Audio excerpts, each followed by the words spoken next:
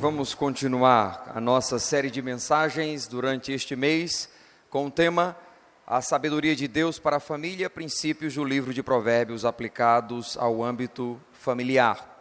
É o tema que nós estamos então estudando desde o início do mês, olhando para este livro, que é uma bênção, é um presente de Deus, são conselhos sábios do céu, para um viver prático na terra de todo aquele que teme ao Senhor.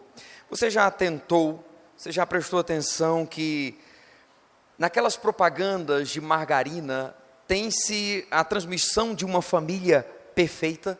Já percebeu nisso? Já olhou para algumas propagandas, seja de margarina ou mesmo plano de saúde ou outras mais, transmite-se a ideia de uma família perfeita. A ideia transmitida é sempre de uma família em harmonia, com um sorriso estampado no rosto, e diríamos que pela imagem que nos é transmitida, aquela família certamente desfruta de uma alegria incomum. Diríamos, pelo conteúdo da propaganda, eis um lar feliz. Mas a questão que quero trazer esta noite para a nossa consideração é: existe de fato um lar que tem a marca da felicidade? Existe de fato um lar feliz? Ou na verdade isso seria surreal? Isso seria uma quimera, ou seja, uma mera ilusão, não algo tangível, não algo palpável, não algo praticável para os nossos dias.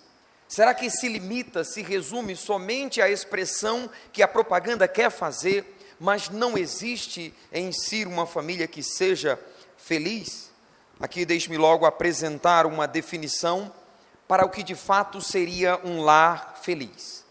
Um lar feliz é um lugar onde os membros da família desfrutam de prazer, onde a amizade, o respeito, o carinho são marcas registradas nos relacionamentos esposo, esposa, pais, filhos e entre irmãos. Essa seria uma definição particular do que seria um lar de fato feliz. Observe que quando eu estou fazendo esse questionamento, existe um lar feliz? Eu não estou perguntando se existe um lar perfeito. Eu não estou perguntando se existe uma família perfeita, mas um lar que desfruta de felicidade.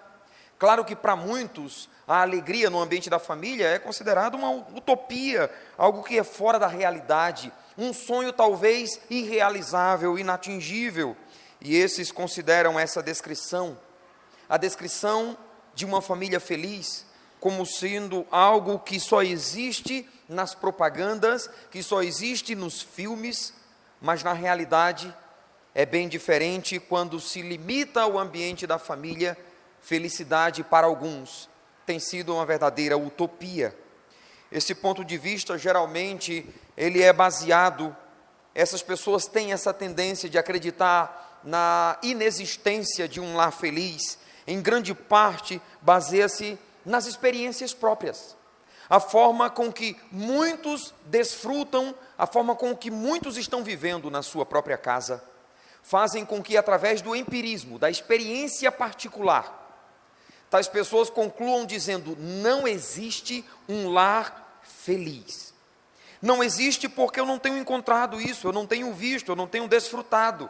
Por vezes, essas pessoas convivem, seja o lar inicial onde cresceram, ou seja a sua própria família estabelecida, um lar que é marcado pela desavença, por uma experiência sobremodo negativa, com diversos frutos que produzem amargura, que produzem no indivíduo um senso de frustração.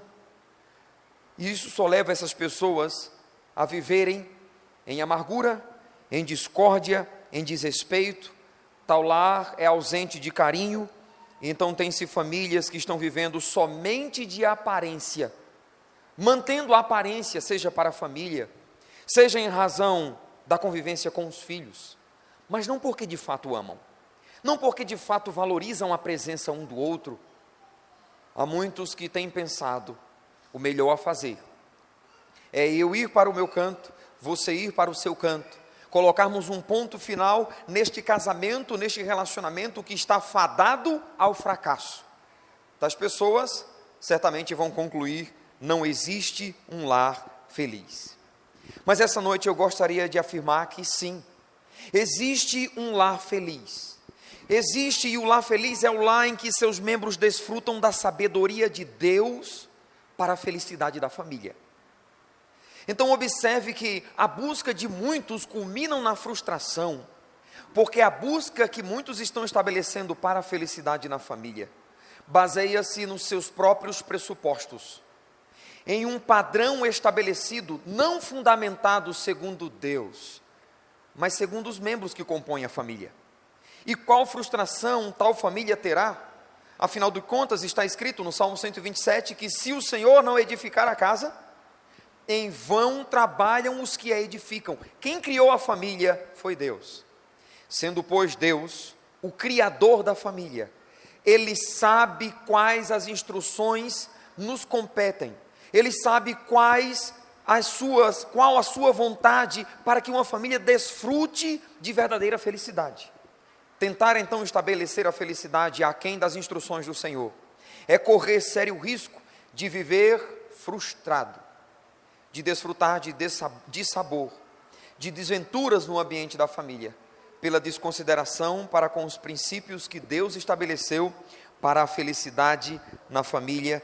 Então eu quero falar essa noite sobre a sabedoria de Deus para um lar feliz. Novamente vamos para o livro de Provérbios, como temos feito nos últimos finais de semana.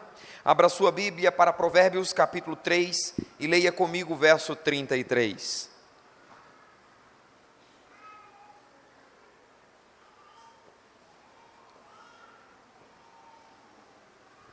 Livro de Provérbios, capítulo 3, vamos ler o versículo 33. Se você não possui Bíblia, pode olhar na projeção, o versículo já está projetado. A palavra do Senhor nos diz assim em Provérbios 3, verso 33. A maldição do Senhor habita na casa do perverso, porém a morada dos justos, ele faz o quê? Abençoa. A maldição do Senhor habita na casa do perverso, porém a morada do justo Ele abençoa. Que o Senhor aplique esta porção da sua palavra em nossos corações. Amém? Amados, partindo desse versículo, tem-se o que nós podemos denominar de a consistência de um lar abençoado. Qual a consistência de um lar abençoado? O versículo diz que Deus abençoa a habitação dos justos. Qual é então o lar que Deus abençoa? Qual é então o lar abençoado? É o lar do justo. O lar do justo é um lar abençoado, e essa expressão traduzida por abençoado, literalmente é um lar feliz, um lar que desfruta de satisfação, um lar que desfruta de plenitude e de prazer. Então existe sim um lar feliz. E o lar feliz é o lar de um justo. Mas uma pergunta a mais que precisamos responder aqui é: quem são os justos? Nas últimas mensagens, se você observou, temos sempre repetido a definição para quem são os justos, porque no livro de Provérbios temos uma clara distinção, são colocados em termos contrastantes o justo e o ímpio. O justo, no contexto do Antigo Testamento, é aquele que anda corretamente, aquele que obedece aos preceitos de Deus, aquele que vive de forma piedosa, aquele que pratica a justiça. O justo é aquele que anda em verdade, que em todas as coisas expressa fidelidade. Esse é o justo no contexto do Antigo Testamento. E aqui, em termos mais práticos, o justo é aquele que desfruta de um relacionamento em fidelidade a Deus. É aquele que reflete em todas as coisas reverência e temor ao Senhor. Esse é o justo. Ele demonstra fidelidade nas mais diversas áreas de sua vida. Em todo e qualquer âmbito do seu viver, ele anda em verdade. Ele segue o seu caminho segundo a vereda que Deus estabeleceu, não inclinando-se para o caminho do ímpio, que por si desconsidera a instrução do Senhor, estabelecendo os seus próprios caminhos. O justo, em contrapartida, ele é fiel aos preceitos do Senhor. Ele expressa reverência no seu procedimento, expressa reverência no seu falar, e sobretudo ele expressa temor no seu viver como um todo. Então, traduzindo isso em termos individuais, Eu pergunto, sua família desfruta de um relacionamento em fidelidade com Deus? Você, em termos particulares, desfruta de um relacionamento em fidelidade com Deus? Ou seja, você e sua família são fiéis às instruções que Deus tem dado através da sua palavra?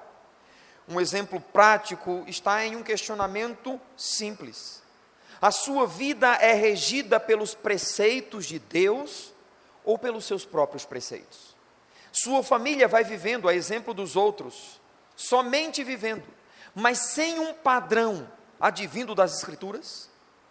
Ou sua família, na verdade, está fundamentada, firmada sobre a palavra do Senhor? O Senhor é rei em sua casa, Ele governa a sua vida. Você está caminhando de acordo com o que Deus quer para a sua vida, ou segundo os seus próprios propósitos? Irmãos, um lar abençoado por Deus é aquele cujos membros vivenciam um relacionamento em fidelidade a Deus, refletindo então em todas as coisas fidelidade a Ele. Quão maravilhoso é um esposo que anda em fidelidade a Deus, uma esposa que anda em fidelidade a Deus, um filho que anda em fidelidade a Deus. Este lar certamente é abençoado. Daqui a pouco eu vou apresentar como a bênção do Senhor pode ser observada sobre o lar do justo, mas antes disso, deixe-me destacar que aqueles que não estão inseridos nessa classe de justos, estão inseridos em outra classe, que é a primeira que aparece no texto de Provérbios 3 e verso 33, e observe na leitura, diz: a maldição do Senhor habita a casa do perverso. Neste versículo temos duas classes contrastadas, justo e perverso. O que não está inserido na segunda classe descrita no texto, a classe dos justos, só pode estar inserida na primeira classe descrita no texto, que é a classe do perverso. E aqui não há meio termo. Ou você é justo, que anda segundo os preceitos do Senhor, vivendo em fidelidade, demonstrando em todas as coisas reverência e temor a Ele, ou você é perverso, desconsiderando os preceitos do Senhor e vivendo segundo a sua própria inclinação, vivendo segundo a sua própria visão de vida neste mundo. E nesse aspecto, observe, queridos, que o texto é claro. O texto diz: a maldição do Senhor habita a casa do perverso. Então atente para o contraste existente. A morada do justo, Deus abençoa, ao passo que a morada do perverso, a maldição da parte do Senhor. Amados, observemos que o lar dos perversos costuma ser marcado pela desventura, costuma ser marcado pela desarmonia. O lar do perverso tem como marca o desrespeito, a desconsideração. Tal lar, distante de espelhar o que é a vontade do Senhor, está caminhando para culminar em ruína. Mas nós já definimos quem é o justo, e nós precisamos definir agora quem de fato é o perverso em termos práticos. O perverso, nesse texto descrito, fala de alguém que ocupa uma posição de afastamento de Deus, ou seja, dos seus preceitos, e por tal, estabelece os seus próprios caminhos. Esse é o perverso, que é contrastado com aquele que é justo. Então observe que, por perverso ou ímpio, não se entende somente aquele que pratica o que pode ser considerado crueldade. Alguém que pode até ser moralmente correto, também pode ser denominado de perverso. Porque é possível alguém ter um padrão de moralidade correta, uma boa pessoa, alguém que vive de casa para o trabalho, do trabalho para casa, e ainda assim ser enquadrado na classe descrita aqui como perverso, pelo simples fato de ter um distanciamento do que é os preceitos, do que são os preceitos do Senhor. Alguém pode então ser uma boa pessoa, mas se está distante dos preceitos da palavra do Senhor, ele se enquadra na classe dos perversos. É interessante, irmãos, que tem pessoas que jamais aceitariam ser incluídas na classe denominada de ímpios, jamais aceitariam o qualificativo perverso. Tem pessoas que de fato despontariam para estabelecer uma defesa, argumentando que não, tal qualificativo não me designa, eu não sou uma má pessoa, eu não sou uma pessoa perversa. E tais pessoas entendem assim, porque acreditam em Deus, estão dizendo, eu acredito em Deus, eu de vez em quando vou à igreja, eu sou uma boa pessoa. Entretanto, a palavra do Senhor nos diz, no Salmo 50, verso 15 a 17, o seguinte: invoca-me no dia da angústia, eu te livrarei e tu me glorificarás. Mas ao ímpio diz Deus: de que te serve recitar os meus preceitos e teres na tua boca a minha aliança, uma vez que aborreces a correção e rejeitas as minhas palavras? Então há pessoas que não aceitam este qualificativo perverso como lhe designando.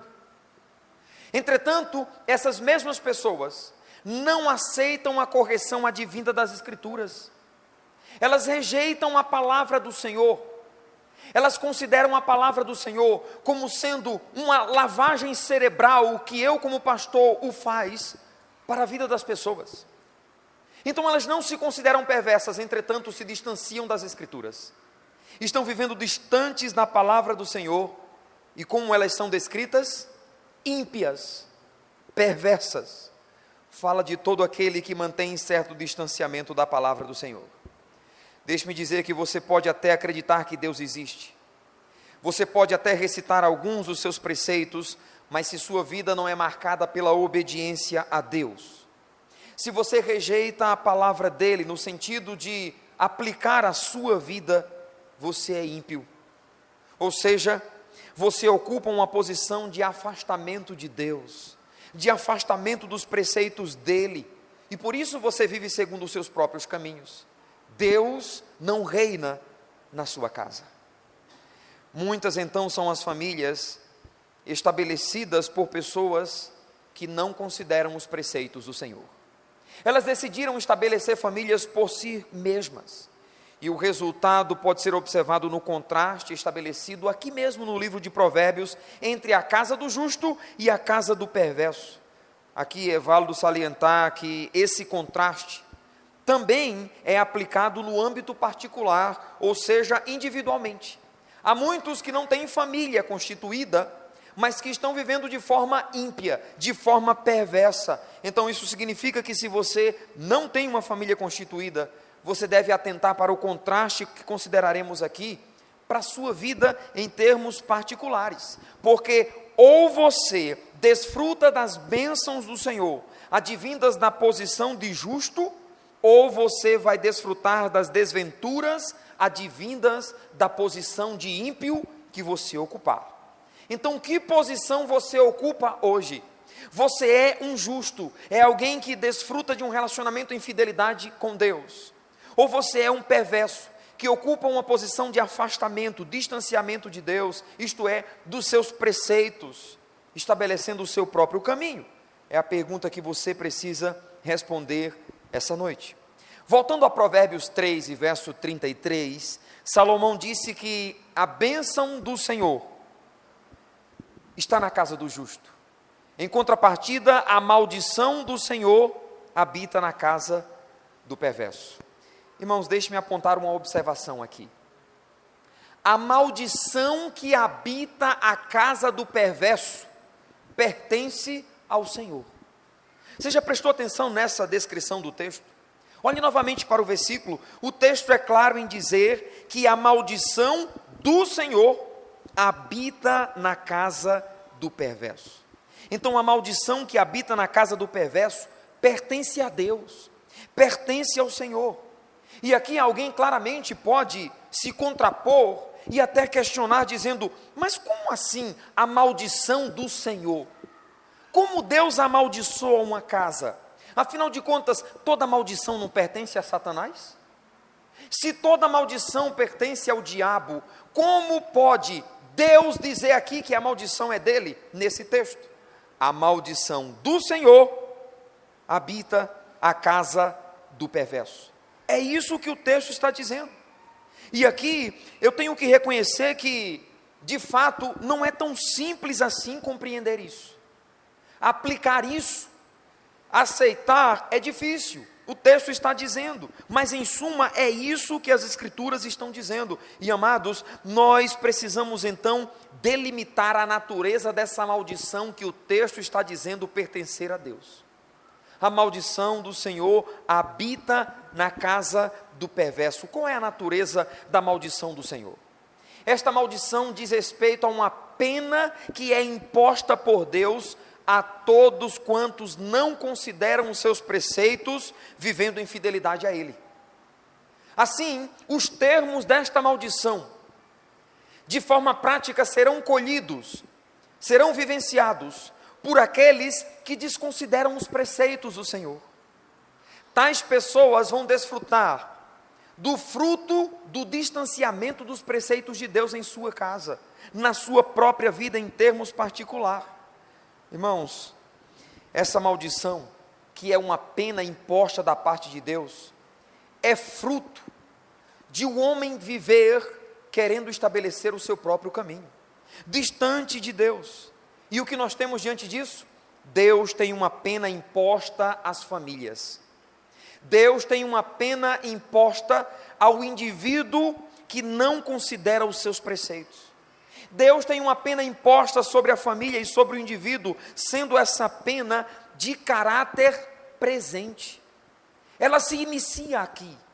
Não pensemos somente no porvir, mas há uma pena imposta sobre a casa do perverso, e essa pena fala das desventuras, fala da infelicidade, do infortúnio, que são fatores bem presentes na família de um perverso. Quantas famílias chegam à ruína? Alguns membros estão clamando, lamentando, dizendo: onde foi que eu errei? Por que deu errado? Por que depois de uma festa tão bonita de casamento? Por que alguém que parecia o meu príncipe encantado, minha princesa, por que acabou dessa forma?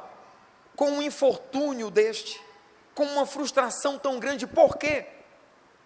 O resultado disso advém da pena imposta pelo Senhor, de pessoas que não consideraram Deus ao estabelecerem sua própria união. Salomão então diz que esses fatores são oriundos de Deus, são consequências por Ele estabelecidas como paga pela desconsideração com a sua palavra. Deixe-me dizer quantas famílias estão vivendo em grande agonia, quantas famílias estão desfrutando de infelicidade, de uma situação calamitosa. Por quê? A resposta não é difícil. Porque não estão vivendo segundo os padrões estabelecidos por Deus, não estão considerando os preceitos do Senhor, daí a infelicidade e infortúnio que lhes sobrevém. Quantas famílias têm reconhecido que as desventuras que têm enfrentado é resultado então da pena imposta por Deus em decorrência da desobediência a Ele? Uma família cujos membros não vivenciam um relacionamento em fidelidade ao Senhor, refletindo em todas as coisas reverência e temor a Ele, vai enfrentar essas desventuras das mais diversas formas, nos mais diversos âmbitos que o ambiente da família requer. São contendas e contendas, desrespeito, vergonha, decepção, privações. Os ímpios estão sofrendo desde já a paga imposta pela rejeição dos preceitos do Senhor. E sabe, uma dor que me ocorre ao coração é que muitas dessas famílias falam em Deus. Alguns membros dessas famílias dizem, vez por outra, uma ou outra verdade das Escrituras, vivendo na expectativa de um dia Deus tirá-los dessa condição. Há membros das famílias que estão dizendo: ó Deus, ajuda-me em minha família. Todavia, esses mesmos que estão clamando, não atentam que a condição em que estão vivendo é porque estão desconsiderando os preceitos do Senhor. Então, do que adianta, como diz o salmista, repetir os preceitos do Senhor nos lábios, mas não os pôr por prática, não vivenciá-los de fato? Por outro lado, o versículo diz que Deus abençoa a morada dos justos, ou seja, Deus tem bênçãos dispensadas às famílias que consideram os seus preceitos. Deus tem bênçãos para dispensar a famílias e a indivíduos que consideram os seus preceitos. sendo essas bênçãos de caráter já presente. E essas bênçãos, irmãos, dizem respeito a certas dádivas que se constituem prazer, que se constituem felicidade, que trazem consigo a marca do bem-estar, a marca da harmonia, que vivencia então um relacionamento em fidelidade a Deus. A bênção do Senhor está na casa do justo, e na casa do justo há prazer, há felicidade, há segurança, há bem-estar e há harmonia. Diríamos, ó, como é feliz uma esposa que verdadeiramente é amada pelo seu marido. Esse amor que ela desfruta é uma dádiva de Deus, e também como é feliz um esposo que verdadeiramente é respeitado pela sua esposa, um esposo amado. Esse respeito é uma dádiva advinda de Deus. E como são felizes os pais que são honrados por seus filhos. Essa honra também é dádiva do Senhor. É privilégio da família que teme ao Senhor desfrutar, porque Deus abençoa a morada do justo. Amados, a casa do justo é um lar terno. A casa do justo é um lugar onde os seus membros querem sempre voltar. E por que eles querem voltar? Porque as dádivas do Senhor estão sobre esse lar. Aqui vamos observar algumas dessas dádivas do Senhor para a casa do justo, à luz do livro de Provérbios. Em Provérbios 12, versículo 7, a marca é que a casa do justo permanecerá. O texto diz: os perversos serão derribados e já não são, mas a casa dos justos permanecerá. Amados, a palavra que é traduzida nesse texto aqui por permanecer, literalmente é ficar firme, literalmente é resistir. O que temos é que a casa dos perversos, ela será derribada, ela não subsistirá. A casa daqueles que não consideram os preceitos do Senhor, tem como marca a instabilidade. Famílias instáveis, que hoje estão família, mas não sabem se permanecerão. Por quê? Porque a casa dos perversos será derribada, mas a morada do justo, ela permanecerá. Irmãos, enquanto a casa do perverso facilmente considera o divórcio, por exemplo, facilmente considera o divórcio como sendo uma cláusula de evasão para sair do casamento, para fugir dos problemas, a morada do justo enfrenta os conflitos debaixo do temor ao Senhor, dando preeminência a Ele.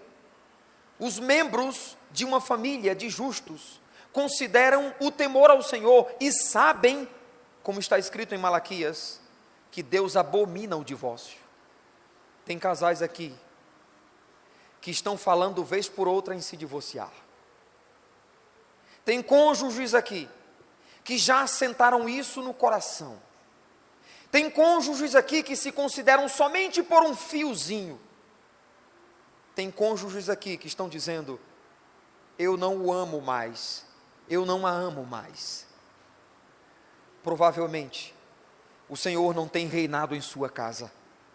Por isso você tem considerado esta cláusula de evasão para sair, para fugir dos problemas que você tem enfrentado, e não estabelecido o Senhor como rei para resolver os conflitos do seu lar e do seu matrimônio. Irmãos, a casa do justo, na presença do Senhor, está firme. E por que está firme? Porque desfruta das dádivas do Senhor. Provérbio 14, 11 diz que a casa dos perversos será destruída, mas a tenda dos retos florescerá. Como é feliz a casa do justo. Em segundo lugar, há grande tesouro na casa do justo. Provérbios 15, verso 6 diz: na casa do justo há grande tesouro, mas na renda dos perversos há perturbação. Um texto simplesmente fantástico. Uma tradução dinâmica deste versículo seria: na casa do justo há grande prosperidade, mas o lucro do perverso lhe traz dificuldade. Na casa do justo há prosperidade, mas a casa do perverso, o lucro que ele tem, lhe traz dificuldades. E sabe, irmãos, por vezes, em frente a grandes mansões, cujos donos são empresários, grandes autoridades, profissionais liberais, há uma fachada bela. Mansões que nós olhamos e dizemos: nossa, que fantástico, que casa. Entretanto, ao olharmos para esse patrimônio somente pela sua fachada, nós não temos noção da marca que as paredes estão escondendo de famílias destruídas, apesar de terem grande fonte de lucro, apesar de terem grande condição, apesar de terem casas luxuosas, carros luxuosos, são famílias não estabelecidas segundo os preceitos do Senhor. Então a marca delas será a instabilidade, será a intranquilidade. Amados, não nos enganemos, não é a boa renda de uma casa que garante o bem-estar de uma família. Eu repito isso, não é a boa renda de uma casa que garante o bem-estar de uma família. Quantos, na verdade, dariam grande soma dos seus bens para desfrutarem dias melhores, para desfrutarem dias em que poderiam dizer: que paz, que felicidade eu tenho desfrutado na minha casa, que prazer eu tenho tido em minha família. Muitos desses vivem terrivelmente tristes, apesar de terem grande lucro. Muitos desses, as suas rendas só lhes trazem perturbação, só lhes trazem dificuldade. O jardim e a bela ornamentação dessas casas, muitas vezes então, estão escondendo o horror presente no interior delas, principalmente no coração dos seus componentes. Esposas amarguradas, maridos frustrados, casais somente de aparência. Provérbio 17, verso 1 diz: melhor é um pedaço de pão seco com tranquilidade, do que uma casa onde há banquetes, mas cheia de brigas. Novamente, melhor é um pedaço de pão seco com paz e tranquilidade, do que uma casa onde há banquetes, mas é cheia de brigas. Vejam que feira o ímpio faz. 2, 3 carros no supermercado estão aguardando para passar no caixa. 2, 3 carrinhos de feira cheios. Tudo do bom e do melhor. Muita carne. Cerveja para reunião no fim de semana com os amigos à beira da piscina, na roça. Eita vidão, alguém poderia facilmente denominar. Mas quando os amigos vão embora, tem-se uma casa marcada pela contenda. Esposo e esposa se vão para as suas trincheiras particulares e começam palavras duras, chegando por vezes à agressão física de um lar que até há pouco tinha felicidade na bebida, felicidade na cerveja, na conversa com os amigos. Amados, novamente, é melhor um pedaço de pão seco com paz e tranquilidade, do que uma casa onde há banquete, mas cheias de brigas. Então nós podemos dizer: obrigado, Senhor, porque podemos não desfrutar de um banquete na concepção de muitos, mas a paz e a tranquilidade é marca na minha casa. Obrigado, Senhor, porque isso de fato é um verdadeiro tesouro. Na casa do justo há um grande tesouro. Em terceiro lugar, na casa do justo há contentamento.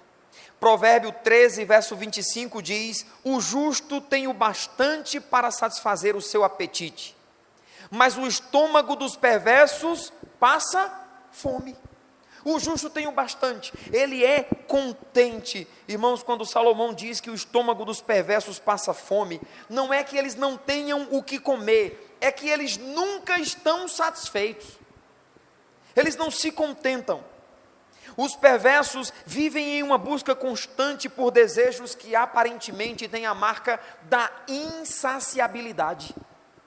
Pessoas que não conseguem serem saciados, nunca se satisfazem. E você já tentou que para esses, quanto mais tem, mais querem.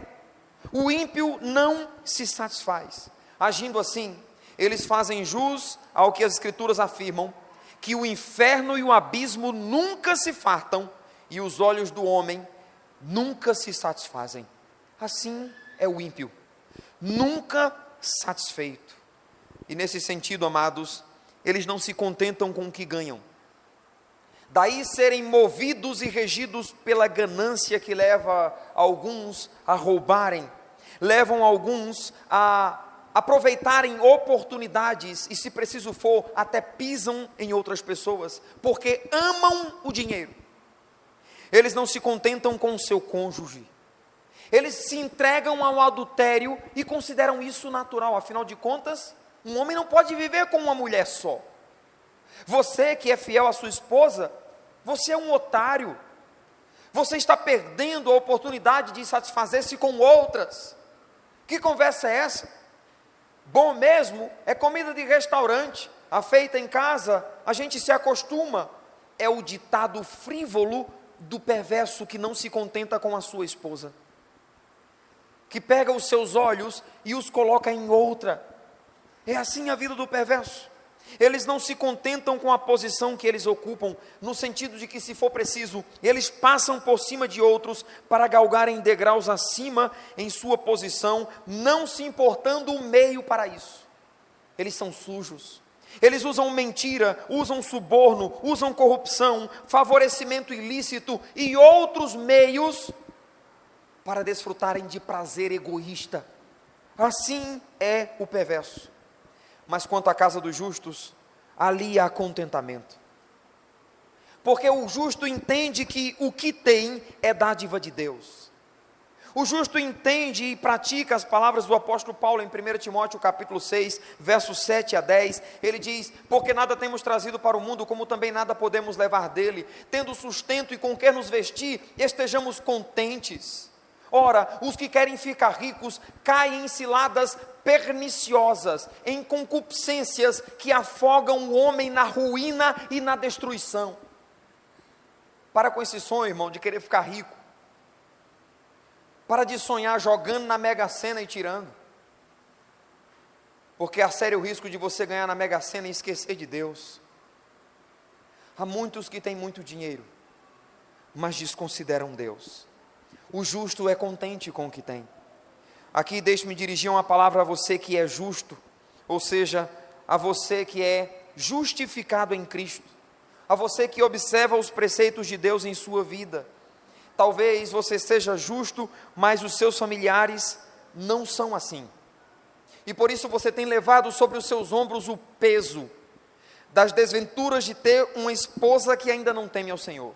Um esposo que ainda não teme ao Senhor, e por isso você sofre, porque o bom andamento na sua casa não depende somente de você, mas considere a bênção que você, como esposa, tem na sua casa, pelo simples fato de você temer a Deus.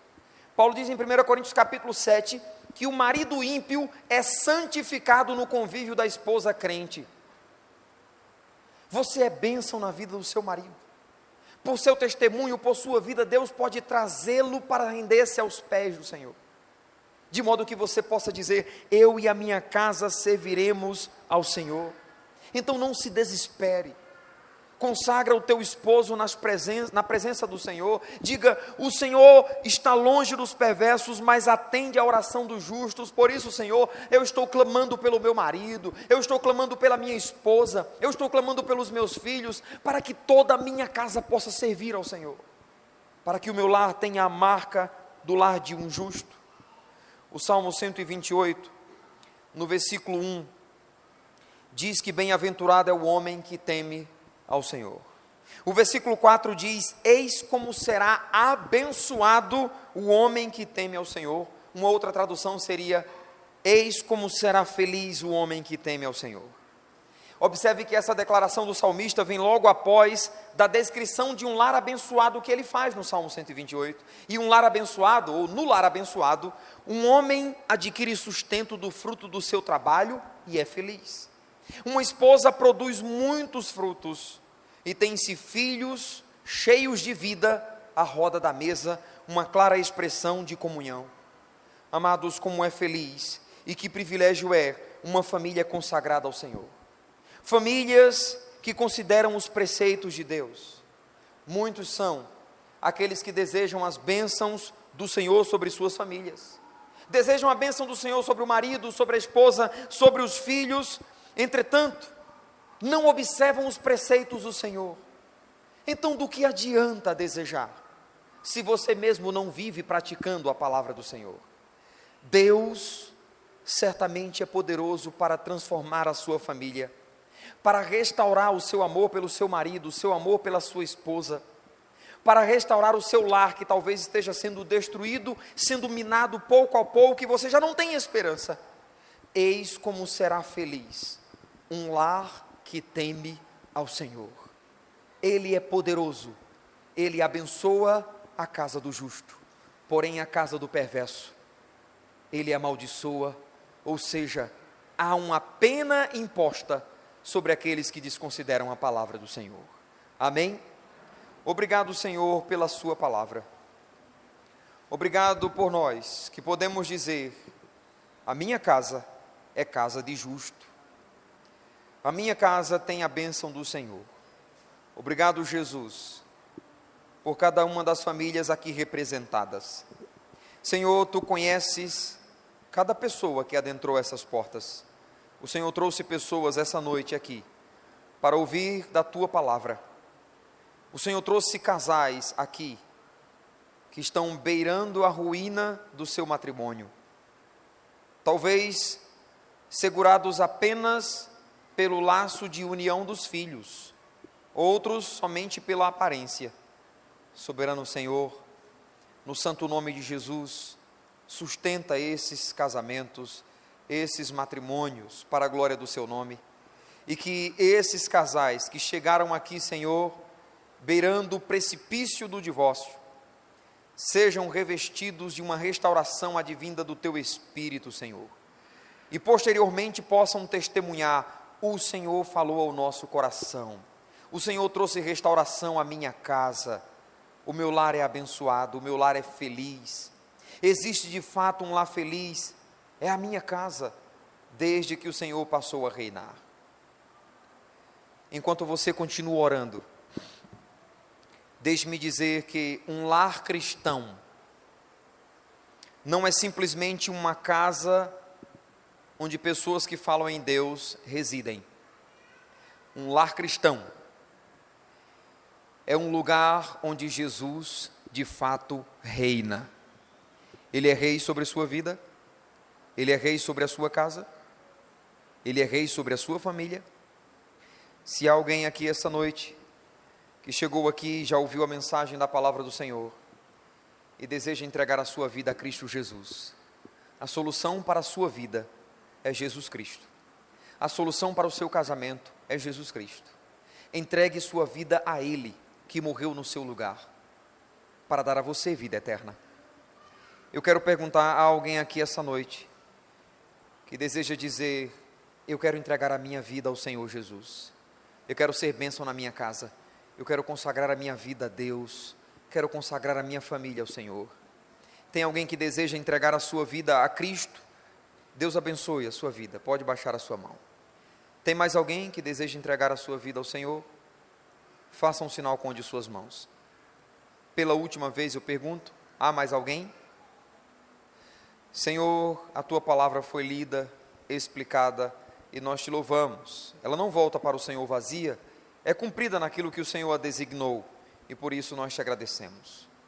Ó Senhor, abençoe este homem. Seja com ele, Senhor, seja com a sua casa. Derrama sabedoria, Senhor, sobre o seu coração, para que seja um homem sábio, para que seja bênção para a sua esposa, bênção para os seus filhos. Sustenta-o, ó Deus, livra-o deste mundo tenebroso, fortalece-o e usa-o como um testemunho vivo do Teu poder de restauração, para abençoar esta casa e para testemunhar para outros casais e outras famílias. Nós oramos agradecidos, em nome do Senhor Jesus. Amém.